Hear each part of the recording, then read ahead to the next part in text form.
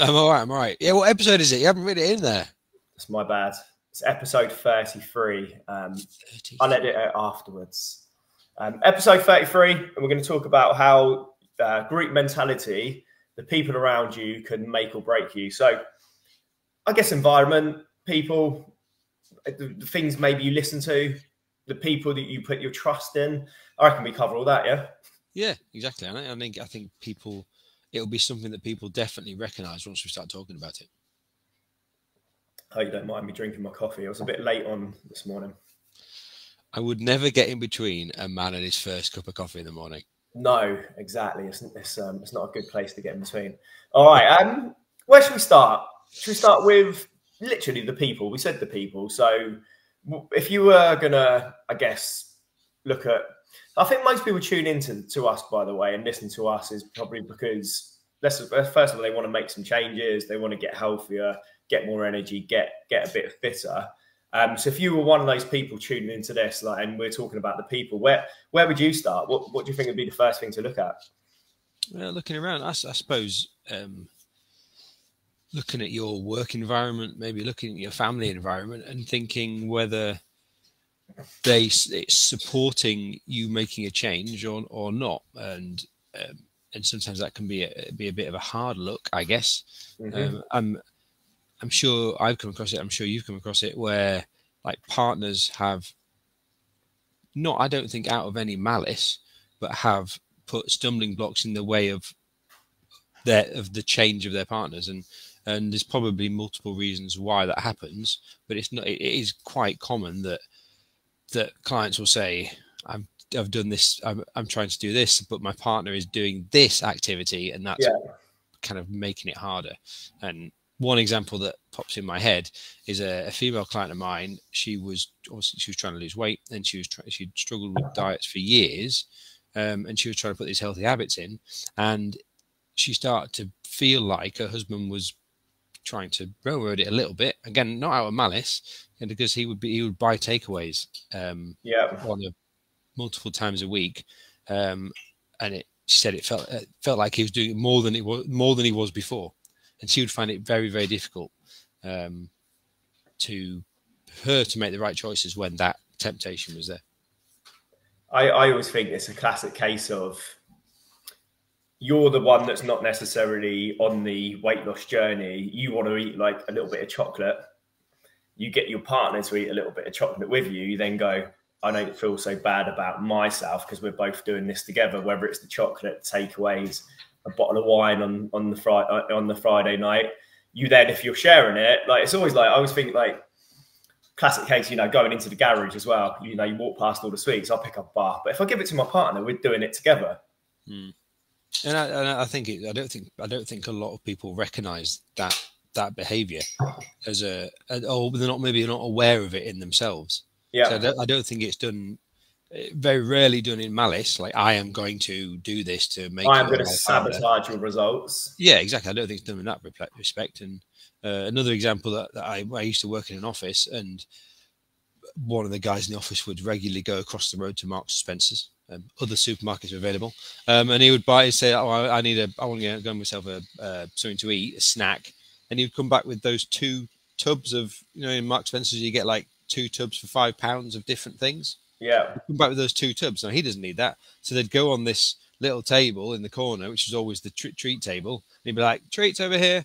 And I suppose it's a nice thing to do, but maybe he's doing that because he knows that if everybody's eating these things, maybe he doesn't feel bad about it. And I think that's a group, and the group would kind of all join in with it. And that's a group mentality, all moving as one. Well, you've seen it, you hear of organisations where they do have a little bit of like a health kick, and they do, I guess, bring in healthier foods and reduce the chocolates in the process.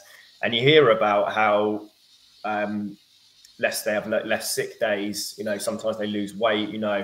They're a bit more energetic. They when they've done like studies, they've seen productivity increase, like all these things. So it goes to show that how that environment, that group, those people around you have a massive impact on you. Because at the end of the day, like, it's hard, isn't it? I think if it was easy, everyone would be in the shape and the place they'd want to be, fitness and health wise. And it's hard. So if you've got an office that's not conducive to that, and there's always a birthday, isn't there? There's always a birthday. There's always a Friday. There's always this. There's always that. It's going to be hard to make those decisions and be like really disciplined and strict with yourself to go, do you know what? I'm not going to have any of that. But if you had an office where maybe you had the boss who was a bit more health orientated, that really pushed health through and all these things, it's going to be a lot easier, isn't it? Yeah, because the outlier would be the person maybe doing the unhealthy stuff, whereas nobody really wants to be the outlier. I think that's just human behavior. You don't want to stand out. You don't want to be the oddball. And again, going back to that office, that's something I recognize. Now, my diet is not perfect, whatever that is. But I would eat healthier food than the average person in that office. And at first, people would comment on it every time. Every single time. Well, you eat rabbit food, all that. I mean, again, not out of malice, not being mean, but they would say it all the time. That's healthy. Yeah, but slowly I noticed, because I didn't stop and it didn't change me, slowly I noticed other people doing it, and people would ask, and actually people would change what food they ate. And I know I would, maybe partly because of me, maybe. So that was the group kind of slowly moving in a different way. And then I think generally as a whole, everybody ate better because we'd all kind of gone into that new regime. Well, they say you're the sum of the 5 people you spend the most time with. There's that, I can't remember who quoted that, but they say, you're the sum of the 5 people you spend the most amount of time with. So, and we've talked about this quite often. I think we're fit and healthy people. So generally, not all the time, we're probably more likely to spend more time with fit and healthy people because it's our value, isn't it? We hold a lot of weight in that. It's kind of our industry. I think you need to walk the walk as well, right? But if you're not, and you're around more people that don't necessarily prioritize their health, then you're going to be a part of that, aren't you? Whether that's maybe drinking too much, or getting takeaways, or not finding time to exercise. You can't help. Your environment's massive. Like, I think they say as well, if you've got an obese parent, you've got like something like 90% chance of being obese. I think it's about 90%. And then also, but if you see, I saw a really fit, healthy family. It's really cool. Like last Sunday, actually, down the beach, October, believe it or not. And it's great to see. They were paddleboarding, and you could see the mum and dad who were fit. They were in shape. They were on the paddleboard themselves. You could see the kids. They were fit. They were in shape. They were enjoying themselves. They were having some beers. Like, they weren't like, goody two-shoes type thing, but they looked fit and healthy. And that goes to show the parents have led that environment. Yeah, no, definitely. I think, and it's interesting to say about the 5 people around you. I think that's quite a good way of thinking about it, and it makes me think of the comfort zone again, which we've spoken about before. Is it's easy being in that place, I guess. It's easy going with the flow of the group, and when you're in that. By the way, Tom, like if you're in a little group of people, you don't want to be that guy that's going, I'm not. Do you know what, Dave? Don't get me those beers. Yeah. I'm gonna have water tonight. You don't want to be that guy, do you? Or you're getting pizza. Actually, you know what, Dave? I don't know why I'm picking up Dave, but Dave, you know what? I'm gonna have a salad. No one wants to be that guy. No, and going back to drinking, my whole social life years ago was around the pub, and I started to think, actually, I don't want this, and I know how difficult it is walking away from that, and feeling like I remember saying to Kate, all my friends are over there in the pub, and I don't want to do that anymore. And actually, that was a really hard time to find a new way, and to step out of it. And people didn't seem to understand, and they would say, like, why are you having one drink and going home? Go on, have another one. Go on, have a half. Yeah, fine, I'll have a half. And a pint would arrive. It's unbelievable, the pressure that is. Yeah. Maybe we should do one on drinking next. It's unbelievable that I think we have such a drinking culture. I know we're going on a little bit of a segue here, but it is about the environment. But I think we have such a drinking culture. I mean, I remember getting my house a couple of years ago and inviting my mate round, you know, just to watch the football, so obviously see the house. And I gave him a heads up. I said to him the day before, just to let you know, mate, I'm not drinking tomorrow night. I'm, you know, just not drinking. No justification, no reason behind it. Just not drinking. Oh, let's reschedule them. I mean, yeah, didn't want to come around and see my house. You know, it was just like, yeah, let's reschedule for when you're drinking them. You know, so then if you are, you know, trying to be a bit more healthy and you've got the people around you aren't supporting you, you might go, do you know what? This is even harder than it needs to be, really. You know, imagine you've got the people around you supporting you. It's going to be a lot easier, isn't it? We all know we get further with support than no support. Yeah, and definitely, like with the closest person to your partners, if they're supportive, it works. And it's something I say to all my clients is your partner on board with this? Because it's a damn sight easier if they are. And actually, quite often, if they really are and they're bought into it, they take on quite a lot of the habits themselves. Lose loads of weight themselves. I know. And so, sometimes more. You think more. Yeah. And the client comes on and goes, why? I've literally had that guy called Mark, if he's watching this morning. I remember he lost a stone and a half. And obviously he's really happy, but he was like, yeah, but my partner lost 2 stone. Yeah. And he didn't even join the program. So yeah, massive effect it can have on the people around you. But yeah, you do have to, I think sometimes you've got to have that conversation though, and let people realize and get them to see how important it is to you. Because I think what friends do, especially, they'll be really good at going, no, you don't need to change. You don't need to do that. You're fine just as you are. But I think if you actually go to them, do you know what? Like, again, Dave, let's go back to Dave. Do you know what, Dave? Like, I really want to like make some improvements to my health. I'm not performing at my best. I feel like I'm always stressed. I think if you've got your friend to see that, and your partner or whoever it is around you, I think they'd then be more supportive, because you've explained it, and anyone's going to be supportive then, aren't they? Right? I think. Yeah. I think a lot of the time it's just like, oh, it's another thing or it's another diet, and people just go, well, they're going to give up soon anyway. Yeah, and I think it's having that honest conversation with you. And again, us men probably aren't very good at it, but going, you know, this is really important, and thank you for being supportive and saying that you think I don't need to do anything, but I want to do it, and I want to do it for me because that's how I feel. And I think having that honest conversation with people, I think it's probably a very, very good place to start. Yeah, I agree. I think the struggle can be when people have tried so many things. I think the struggle could be, like I said, like, oh, this is just another thing that's maybe not going to work. So, you know, you don't necessarily have your partner on board because they've just seen, I don't know, another diet plan, maybe another program, another piece of gym equipment, and maybe seen a lack of commitment potentially with things that haven't worked, and someone give up. So then I think a partner just goes, oh, it's just another thing. That's just another thing they've paid for. You know, and you get almost that little bit of resentment sometimes. You know, I've seen that as well. Yeah, no, I definitely have as well. Definitely. Like, oh, she's tried everything. Oh, it's just another thing. She tried it all. And yeah, and it is that kind of slight kind of annoyance of the person going, why are they doing this again? Why are they spending the money? Why are they putting us through this turmoil to fail again? And again, I don't think it's done from a place of malice, actually. I think it's just maybe the partner's a bit ground down by it as well. I think a lot of it is just like a lack of thought, maybe a lack of, you know, self-awareness potentially. Because I think if you sort of sat back, and by the way, this is hard when life's stressful. You've got kids, you've got work, you've got all these things going on. You're probably quite stressed out.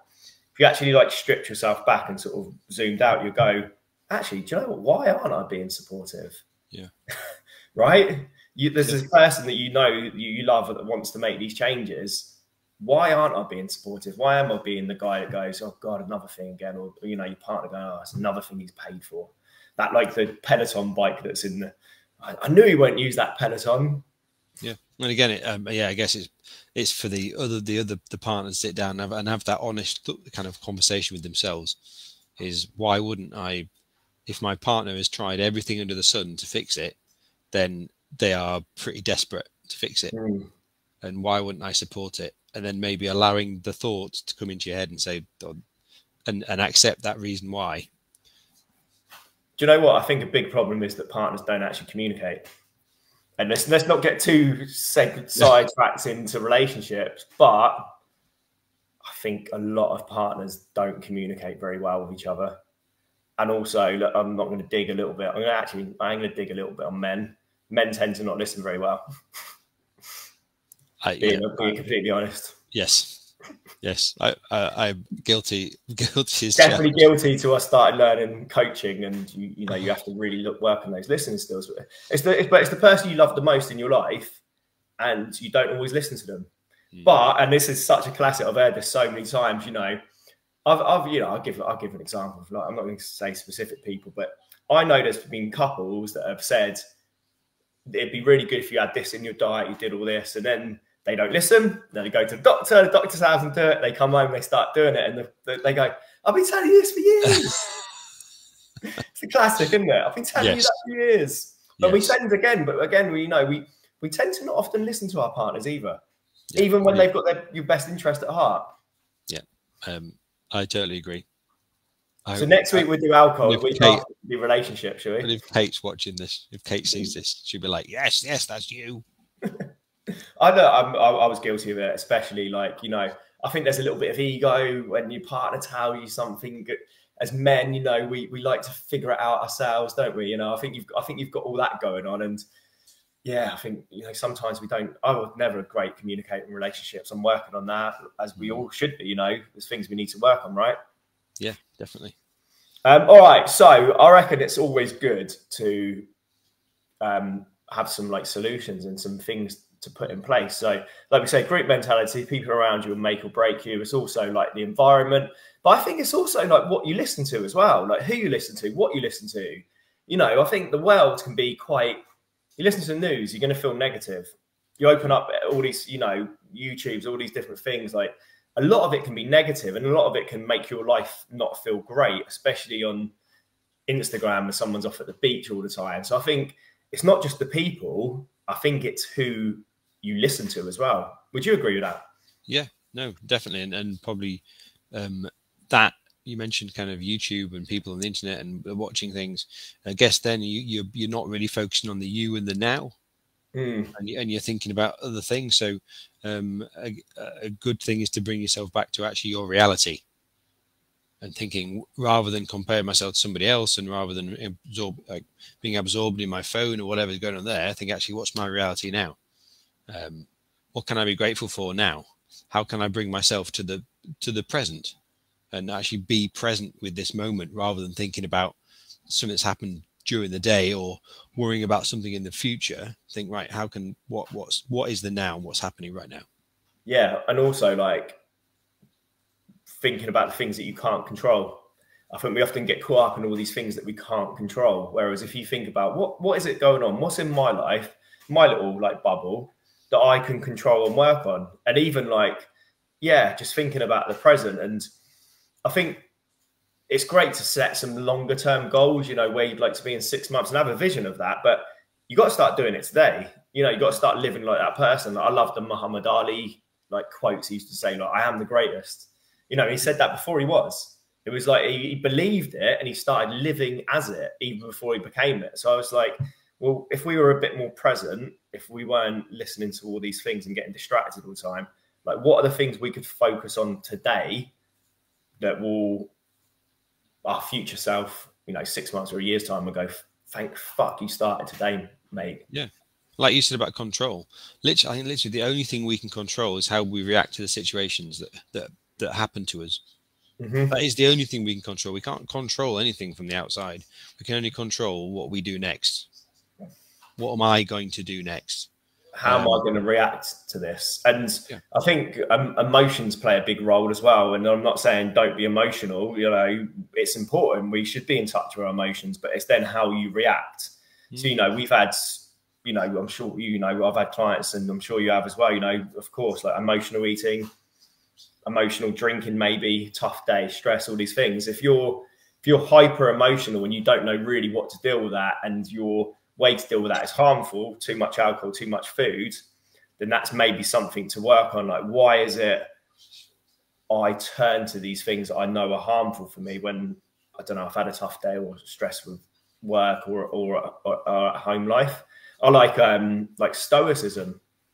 Yeah. You know, something's happened, but I'm in control of how I react to that, and I'm going to react by doing something that doesn't harm me.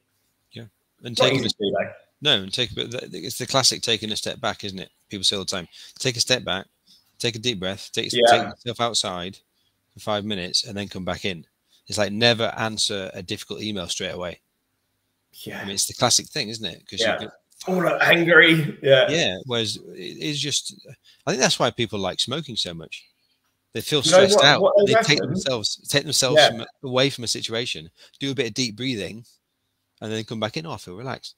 That's I listened to a podcast and they've done lots of studies on this, and they actually reckon the anticipation is one thing, like looking forward to it, and then the puff, and then they literally reckon that's more of a bigger thing now than actually nicotine.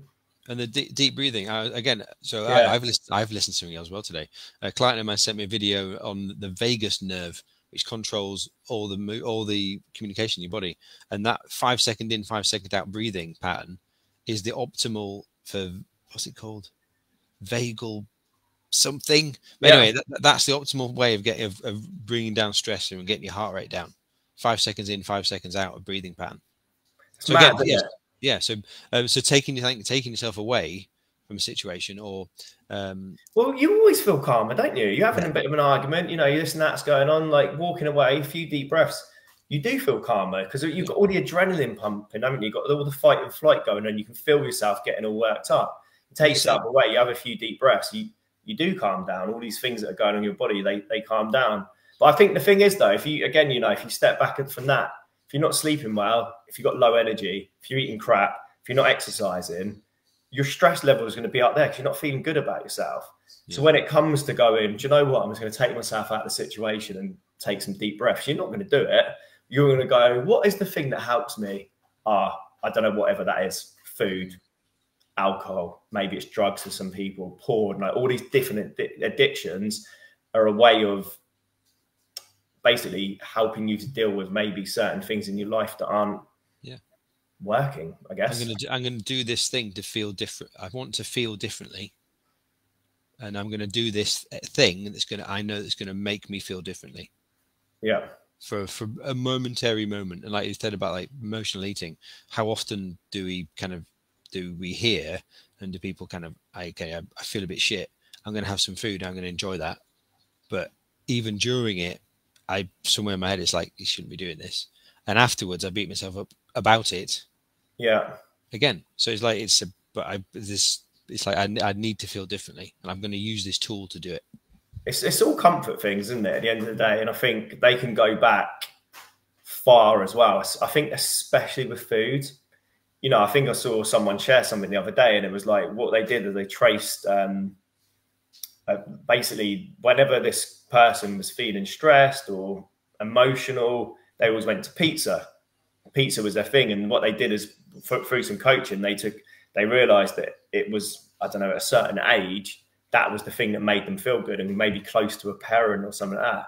So now when they feel those feelings, probably like they did before, but they couldn't recognize it as a kid, the pizza made them feel good and comfortable. They go to that exact thing again now. Yeah. Interesting, isn't it? Isn't it? All right. So if we're going to give people, I was like 3 things to go from today, what do you reckon?